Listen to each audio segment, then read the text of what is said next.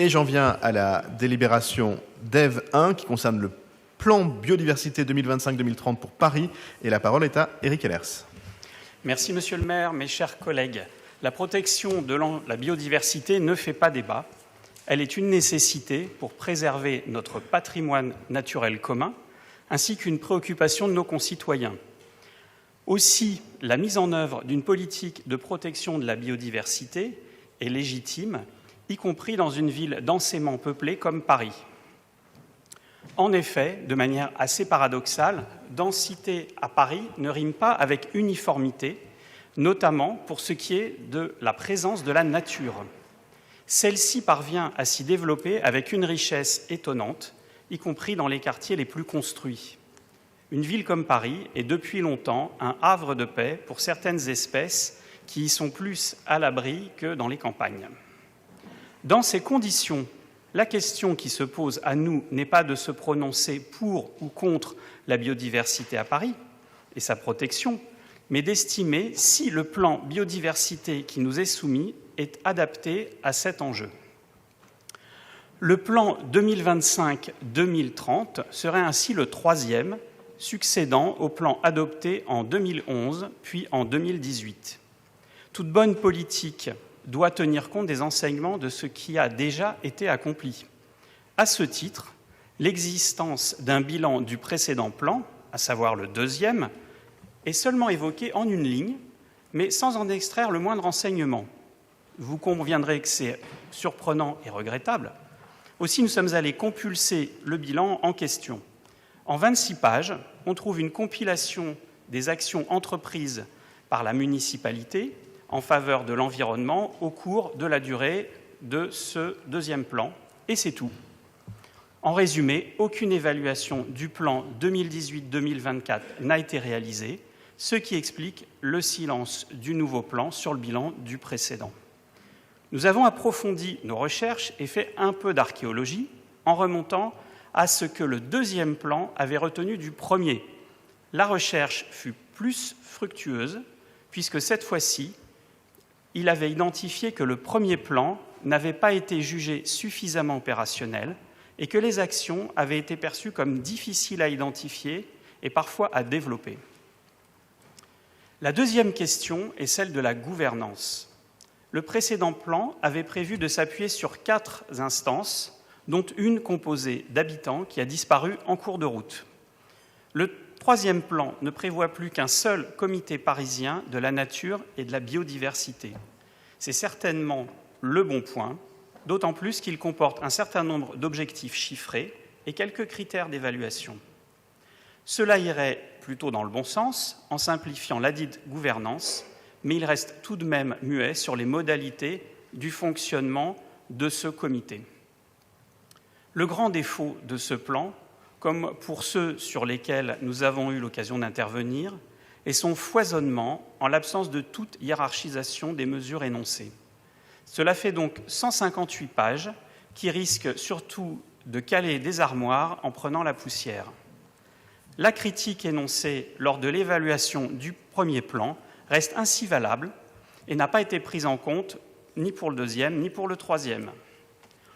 2 points ont attiré notre attention et sont caractéristiques de l'incohérence de la politique municipale derrière les beaux discours consensuels.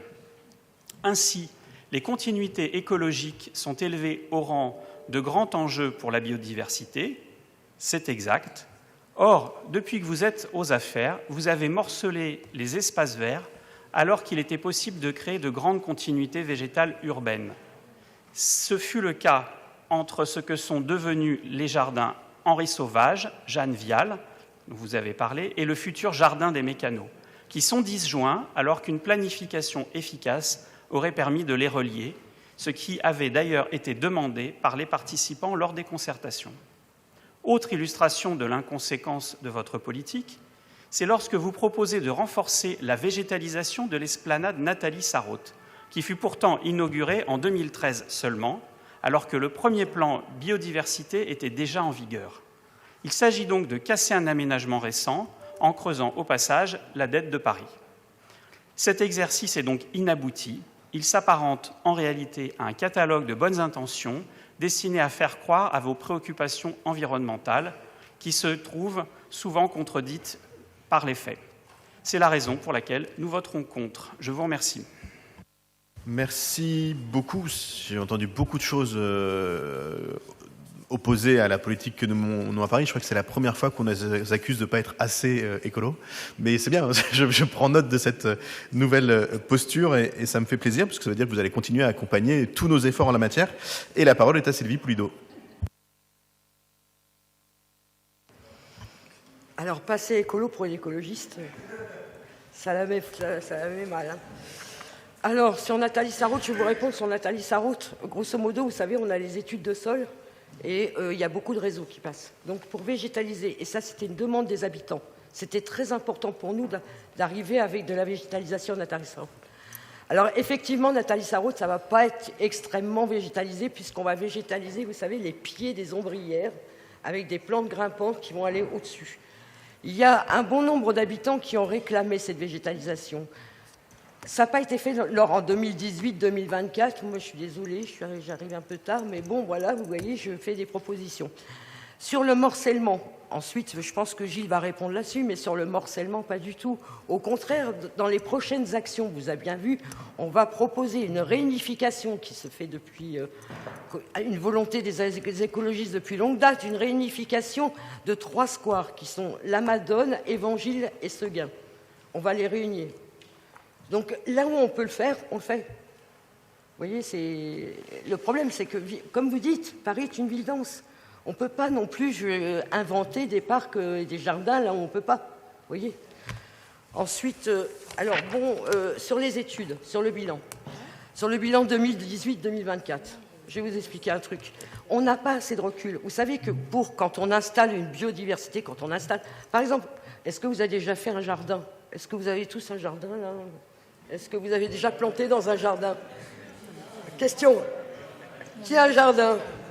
Qui a planté dans un jardin? Bon, un jardin, vous allez planter une petite plante comme ça, qui va devenir comme ça. Donc, il faut 10 ans, il faut des fois 15 ans de recul pour savoir où on en est. Donc, sur les plans biodiversité, c'est la même chose. Savoir si la pollution a augmenté, diminué dans les quartiers, aux écoles, c'est trop tôt. On ne pourra pas mesurer ce biodiscore. Vous voyez? Mais par contre, de continuer à avancer dans le sens de la biodiversité, à avancer pour la protection des espèces. Vous l'avez rappelé, effectivement, il y a des espèces même qui se plaisent mieux en ville maintenant qu'en campagne. On a des étourneaux. Je ne sais pas si vous avez remarqué, il y a plein d'étourneaux qui s'installent alors qu'ils étaient sur les champs.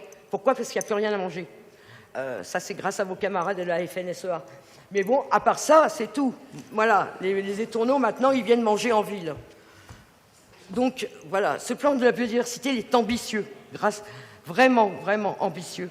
Il va plus loin, il va encore plus loin, avec les préservations des bords de Seine, avec la Seine notamment, avec aussi la plantation des haies. Alors, quand vous parlez vous avez parlé des habitants qui sont écartés. Pas du tout. Ça fait 1 an et demi, j'ai fait tous les conseils de quartier pour dire qu'il y avait un questionnaire, que chaque habitant pouvait avoir un désirata sur ce plan biodiversité. Je ne sais pas si vous en souvenez. Quand même, j'ai passé du temps. Donc, vous ne pouvez pas dire que les habitants ont été complètement évincés de ce plan. Ensuite, au niveau du comité de suivi. Alors, au niveau du comité de suivi, pourquoi il est si simplifié? C'est parce que, justement, il fallait le faire. Pour, justement, qu'on puisse enfin avoir aussi des résultats sur cette biodiversité. Est-ce que j'ai répondu à toutes vos questions? Je vous remercie d'avoir pris la peine de reprendre des points. Pardon. Merci. Je ne sais pas si c'est possible de répondre à toutes les questions, mais en tout cas, vous avez répondu à beaucoup des questions. Je ne sais pas si Gilles voulait rajouter un mot, oui. Pas forcément, mais... Très, très, très rapide. Hein. J'apprécie l'intervention de M. Heller. Tant de partiel, elle devient partiale. Et je suis très heureux que vous soyez pour la biodiversité, tout en votant contre tout ce qu'il peut se faire de bien.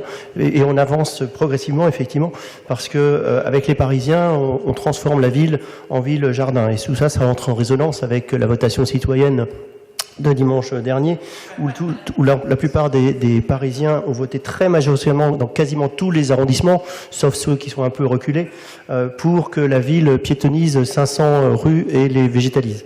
Donc là, tant que vous serez comme ça, partiel et partial, je suis sûr que vous aurez beaucoup d'avenir à Paris. Sur les réalisations, puisque nous dites qu'il n'y en a pas, eh bien évidemment, ça a été des sujets de débat. Il y a la grande forêt urbaine de la place de Catalogne, très très appréciée maintenant par les riverains, qui a subi tant de critiques. Il y a la place de la forêt urbaine de la place de l'Hôtel de Ville en construction, celle de la place du Colonel Fabien. On transforme massivement l'espace public à travers différentes démarches de végétalisation de l'espace public avec embellir votre quartier. Dans le 18e, les quartiers Goutte d'Or, les quartiers Montmartre et bientôt Porte-Montmartre, Portillancourt seront transformés avec des plantations d'arbres et beaucoup de végétaux. Les rues aux écoles, évidemment, et je suppose que vous avez bien entendu parler des rues aux écoles. Chaque parent qui est ici présent nous réclame des rues aux écoles un peu partout, beaucoup plus vite que nous les faisons. Et puis on a plein de projets encore, effectivement. On a plein de projets, notamment sur l'extension de Chapelle-Charbon, sur le projet de Jardin Mécano, sur le projet Hébert, où on va là avoir un rapport beaucoup plus important pour les espaces verts dans la construction des projets. Donc voilà un petit peu tout ce que je voulais vous dire. Je trouve que votre intervention, tant que vous avez cette intervention-là, j'ai confiance dans la suite pour notre majorité. Merci beaucoup. C'est vrai qu'on vote des plans. On a raison de le faire parce que dans une ville comme Paris et dans un arrondissement comme le 18e, il faut qu'on assure la cohérence de nos politiques publiques. La cohérence de nos discours, c'est très important aussi. La cohérence de nos politiques publiques, c'est encore plus important. Et quand on intervient dans un champ aussi large qu'une ville, que n'importe quelle ville, en l'occurrence que la nôtre, c'est important qu'on ait l'occasion d'inscrire clairement des directions, et ça permet aussi aux services derrière de travailler en sachant où les élus veulent en venir. Et c'est vrai que parfois on a l'impression que les plans se succèdent les uns aux autres sur l'habitat, sur le logement, sur la biodiversité. Mais en fait c'est très important dans la gestion d'une ville comme la nôtre. Je crois que c'est une critique injuste que de penser qu'on fait des plans pour se faire plaisir à nous. On fait des plans d'abord pour les mettre en œuvre, ça compte. On fait des plans pour les mettre en œuvre et pour nous assurer nous-mêmes qu'on ne demande pas deux choses différentes. Ce qui parfois est un peu ce que fait, et c'est bien naturel ici comme ailleurs, l'opposition. Avoir des positions contradictoires les unes avec les autres. Nous, on ne peut pas se le permettre. Parce que nous, ce qu'on décide doit être mis en œuvre. Et donc c'est pour ça que peut-être que ces plans peuvent de temps en temps paraître un petit peu superfétatoires. Finalement, pourquoi se dire à nous-mêmes ce qu'on a de toute façon décidé de faire ? Parce qu'on intervient dans beaucoup de domaines. Et donc il faut que le plan de biodiversité il soit par exemple cohérent avec le plan de déplacement. Il faut que le plan de déplacement et de biodiversité il soit cohérent avec notre plan pour le logement. Parce qu'on a aussi cet enjeu-là. Il faut que ce qu'on demande à nos bailleurs sociaux, par exemple pour revégétaliser leurs espaces privatifs, soit cohérent avec ce que nous on propose sur l'espace public. Et cette mise en cohérence-là, dans un système aussi complexe que le système parisien, c'est en fait très important. Et donc moi je voulais saluer, pour conclure, les adjoints ici, bien sûr, Sylvie et Gilles, mais aussi les adjoints à la maire de Paris, parce qu'eux ils font le même travail 17 fois. Et la mise en cohérence de tout ça, vraiment, c'est du pilotage très fin. Et donc remercier aussi Christophe Nadjowski, en l'occurrence, je crois que c'est lui qui porte ce plan de biodiversité, mais c'est vrai aussi ce plan de santé que porte Anne-Claire et d'autres. Il faut ces plans. C'est pas de la com. On communique dessus parce qu'on en est très fiers. Et c'est pas de la com. C'est une nécessité absolue pour la mise en œuvre cohérente de nos politiques publiques. Et donc merci aussi à l'administration qui les porte. Et donc je vais mettre aux voix la délibération 2025 DEV 1 qui est pour, qui est contre, qui s'abstient. Elle est adoptée. Je vous en remercie. Et on en arrive à la toiture de la halle logistique de Chapelle Internationale. Et la parole est à Rudolf Granier. Merci Monsieur le maire. Nous avons un avenant à la convention d'occupation du domaine public de la toiture de l'hôtel logistique de Chapelle Internationale à étudier, notamment comme avenant une modification de la convention, modification qui serait qualifiée selon la délibération de ponctuelle pour tout. Or, moi, je les qualifierais plutôt de substantielle avec la société Cultivate. Il s'agit pour la collectivité, la ville de Paris, de demander plus de détails sur la communication annuelle du bilan des activités, les obligations d'information de cette société, les dispositions relatives aux sous-occupations ou sous-locations qui ont été autorisées et des précisions en termes d'accueil du public, ce qui était en réalité des exigences initiales. Et on se rend compte que vos demandes aujourd'hui partent d'une idée assez simple, c'est que rien n'est respecté. Les riverains nous le disent à de nombreuses reprises, et donc, puisque ce n'est pas respecté, vous êtes obligé d'accentuer les éléments, alors contraignants, je ne pense pas, mais en tout cas d'être obligé de détailler beaucoup plus les demandes de la ville, ce qui initialement, encore une fois, relevé non pas du bon sens, mais de la demande initiale qui était faite à l'occupant. Je vous rappelle qu'il y avait des obligations d'accueil de public scolaire, ça ne s'est jamais fait. Aujourd'hui, on s'engage sur 2 classes par mois, puis potentiellement 1 classe par semaine. C'est quand même très faible eu égard à la superficie et aux engagements qui ont été pris. Donc il y a régulièrement des polémiques sur les difficultés que l'occupant a à maintenir une activité économique fiable, conformément aux engagements initiaux. Et je vous rappelle qu'une garantie de la ville avait été déjà votée en février pour les emprunts réaménagés et contractés par cette même société Cultivate auprès de la Caisse des dépôts et consignations, au titre des investissements qui avaient été réalisés pour ce projet, puisqu'ils étaient, ces renégociations et ces garanties d'emprunt procédaient déjà d'une conciliation engagée à l'initiative de la dite société. Tant et si bien qu'à un moment, vous comprendrez aisément que sur des temps budgétaires contraints, nous aurions été nous-mêmes heureux de pouvoir essayer de chiffrer à peu près quel est le coût de ce contrat et de toutes ces renégociations. Par contre, une chose qu'on n'a pas besoin de chiffrer, c'est son impact auprès de l'environnement direct, le voisinage, les écoles, etc., qui là par contre ne fonctionne pas du tout. Donc la question elle est simple, est-ce qu'il ne serait pas temps d'arrêter les frais avec cette société? Je vous remercie. Merci Sylvie Poulido. Ah, Cultivate. Cultivate, oui, bah écoutez, Cultivate, moi j'en entends parler depuis que je suis arrivée à Cultivate. J'ai envoyé des mails à Cultivate. Hein? Alors, si je ne vous réponds pas, parce que j'ai reçu votre mail, merci beaucoup, il était très exhaustif, etc. Si je ne réponds pas à vos mails, c'est que je n'ai pas de réponse. Mais je peux vous envoyer un mail, je n'ai pas de réponse. Si vous voulez, je peux vous faire ça. Je n'ai pas de réponse de Cultivate. Cultivate, c'est très pénible. C'est une entreprise privée. Donc, évidemment, entreprise privée, elle n'est pas obligée de nous répondre. Sur des bilans, elle n'est pas obligée de nous répondre. Non, on n'a pas fait un prêt, on s'est porté garant sur des prêts. Vous voyez, c'est différent. Donc, on n'a pas de faire valoir. Cultivate est en difficulté, certes. Cultivate a envie d'ouvrir son capital aujourd'hui, et c'est pour ça qu'on signe cet avenant pour que d'autres entreprises puissent rentrer. Bon, le problème de Cultivate, on a eu une réunion très houleuse avec Cultivate, avec mon collègue Gilles Ménez, ici présent, où on leur a fait un rappel de la charte, purement et simplement. Sur cette charte, effectivement, c'était l'ouverture au public, ouverture aux scolaires. On leur a fait un rappel en leur disant « on n'est pas content ». Donc c'est pour ça qu'on là maintenant, on est dans des moyens de surveillance et des moyens de dire « je te donne, mais je prends ».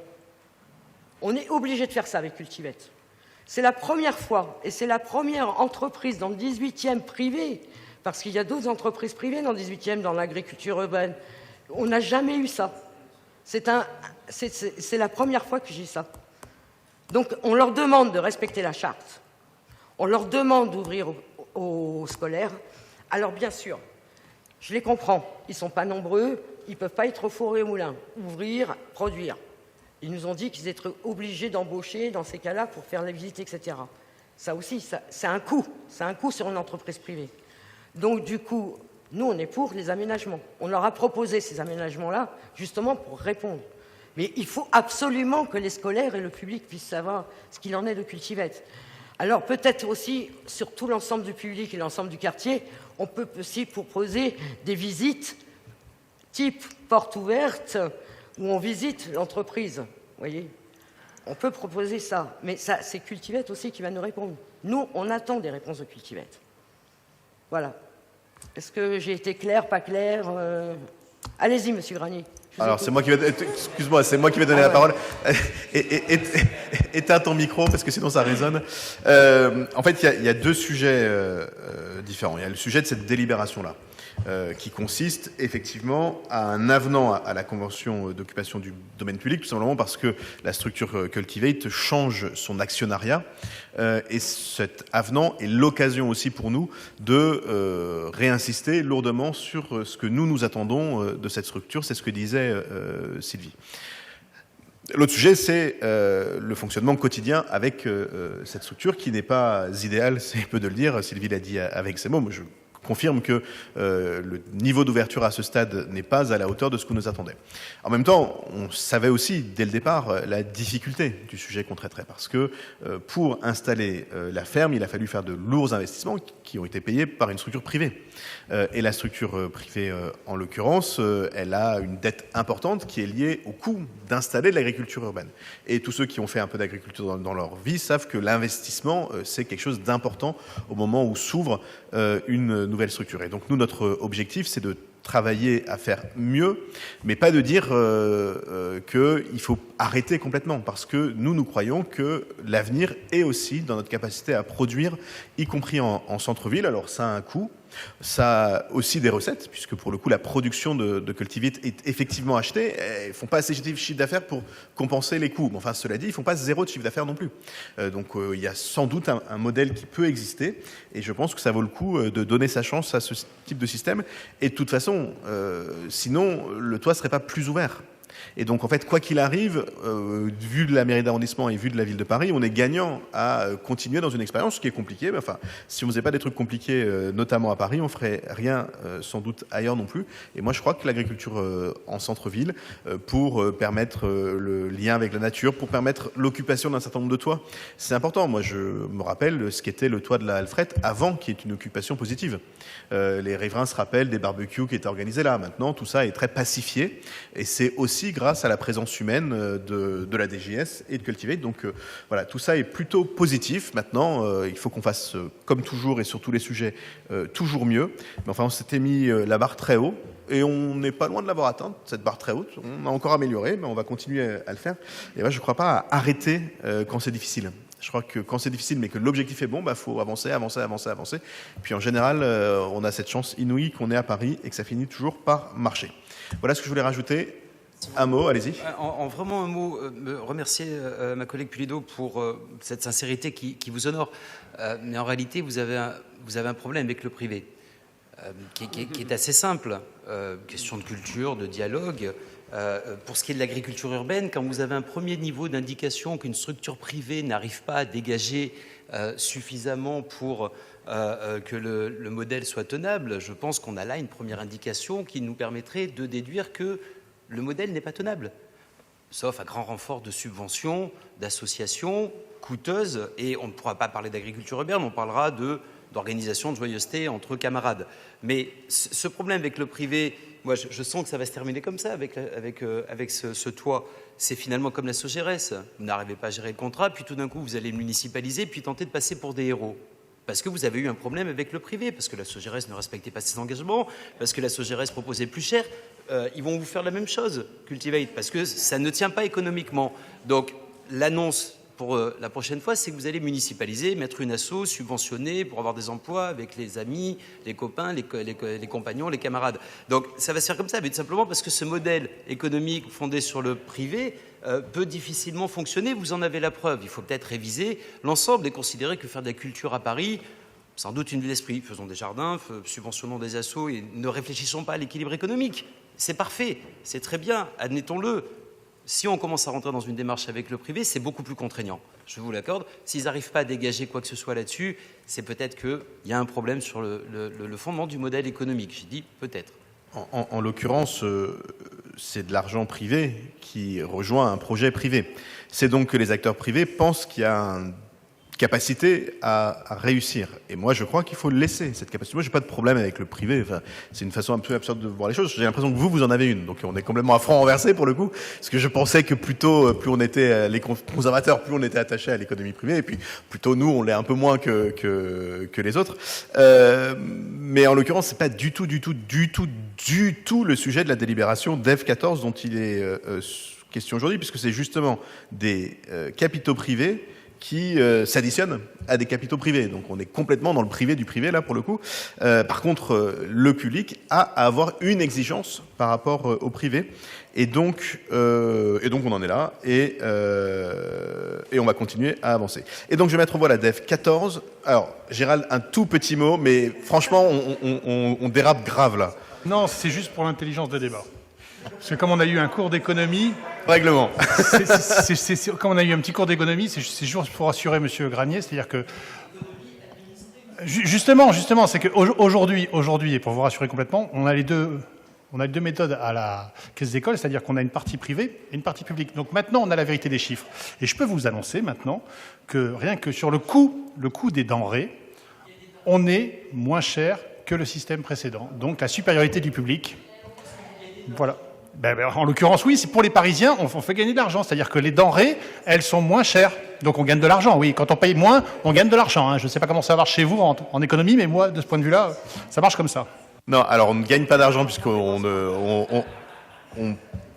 a un service public qui, par définition, n'a pas le droit d'être bénéficiaire, donc on ne gagne pas d'argent, mais le système nous coûte moins cher, ce qui est une bonne chose. Et donc, je vais mettre aux voix la DEF 14, qui est pour, qui est contre, qui s'abstient, qui ne participe pas au vote. Elle est adoptée.